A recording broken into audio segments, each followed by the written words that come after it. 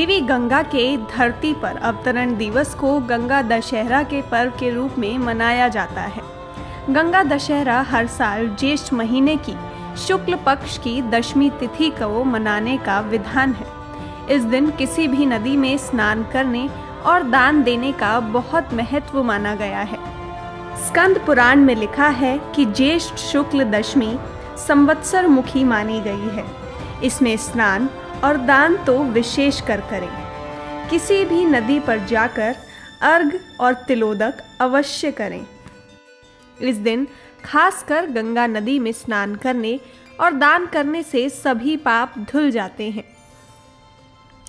गंगा जी में डुबकी लगाकर स्वयं को पवित्र करते हुए दान, पुण्य, उपवास, भजन एवं गंगा आरती का आयोजन करना चाहिए। यदि गंगा दशहरा मंगलवार के दिन हो तो यह सबसे शुभ योग माना जाता है।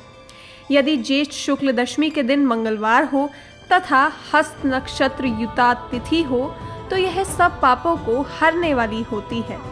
ज्येष्ठ मास शुक्ल पक्ष बुधवार, हस्त नक्षत्र गर आनंद, व्यतिपात, कन्या का चंद्र, वृषभ के सूर्य, इन 10 योगों में मनुष्य गंगा स्नान करके सब पापों से छूट जाता है।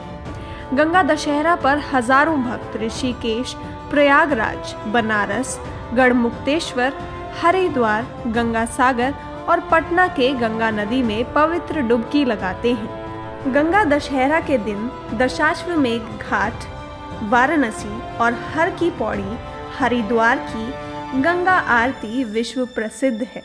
जो लोग मां गंगा के दर्शन नहीं कर पाते वो मथुरा, वृंदावन और बेटेश्वर में यमुना जी में स्नान कर अपने आप को धन्य करते हैं।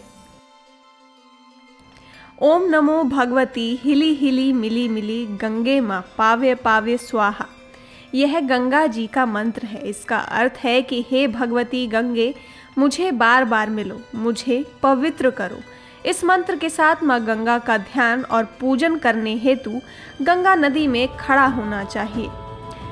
भविष्य पुराण में लिखा है कि जो मनुष्य इस दशहरा के दिन गंगा नदी में खड़ा होकर इस स्त्रोत को पढ़ता है, फिर चाहे वो दरिद्र हो या असमर्थ हो, मां गंगा की पूजा का फल उसे अवश्य मिलता है। इस साल गंगा दशहरा 1 जून 2020 दिन सोमवार को पड़ रहा है।